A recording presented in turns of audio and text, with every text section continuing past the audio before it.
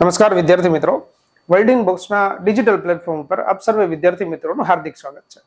મિત્રો, તાજેતરમાં જ યુનેસ્કો દ્વારા વર્લ્ડ હેરિટેજ સાઇટ એટલે કે વિશ્વ ધરોહર સ્થળ તરીકે 41મું અને 42મું આ બંને સ્થળમાં ભારતની અંદર સ્થળ ઘોષિત કરાયા છે.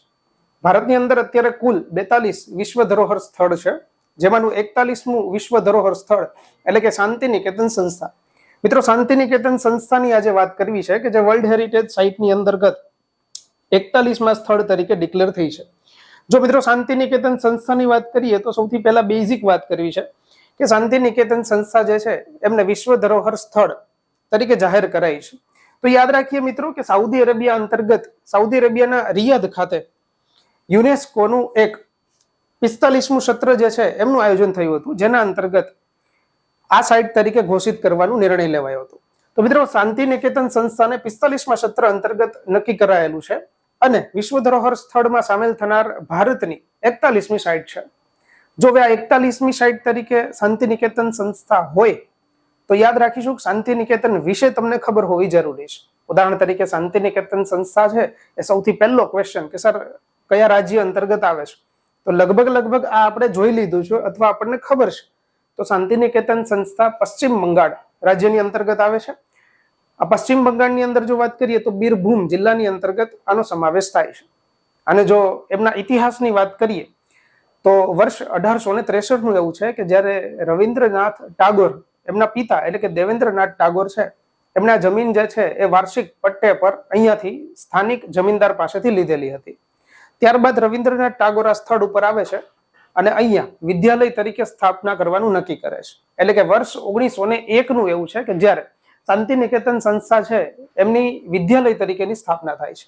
તો શાંતિ નિકેતનની સ્થાપના અંતર્ગત દેવેન્દ્રનાથ ટાગોર, જેમને રવિન્દ્રનાથ ટાગોરના પિતા ઓળખીએ છીએ, અને રવિન્દ્રનાથ ટાગોર આ બંનેનો ફાળો રહેલો છે.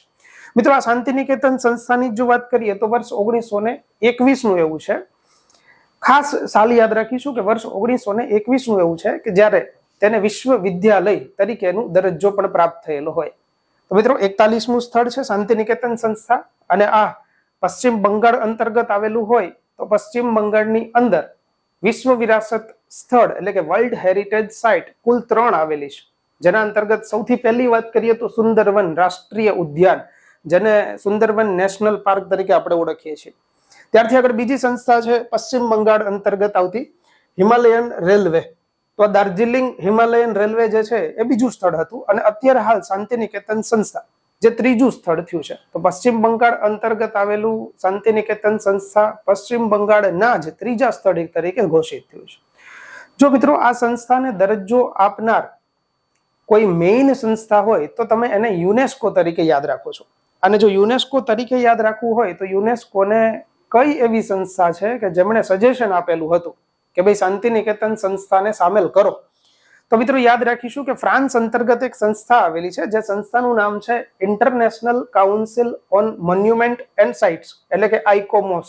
આ સંસ્થા એવી છે કે જેને એવું સજેશન આપેલું હતું કે ભાઈ શાંતિ નિકેતન સંસ્થાને વિશ્વ ધરોહર સ્થળ તરીકે ઘોષિત કરવામાં આવે. ત્યારબાદ યુનેસ્કોએ એવું નિર્ણય લીધું કે જે શાંતિ નિકેતન સંસ્થાને દરજ્જો પ્રાપ્ત થયો. અને યુનેસ્કોની જો વાત કરીએ તો લગભગ ઘણી બધી પરીક્ષાઓની અંદર પૂછાતો પ્રશ્ન કે યુનેસ્કો જે છે એ યુનેસ્કોનું પૂરું નામ જણાવો. તો મિત્રો, યુનેસ્કો જે છે યુનેસ્કોની જ વાત કરી લઈએ કે United Nation Educational Scientific and Cultural Organization આ યુનેસ્કો સંસ્થા છે.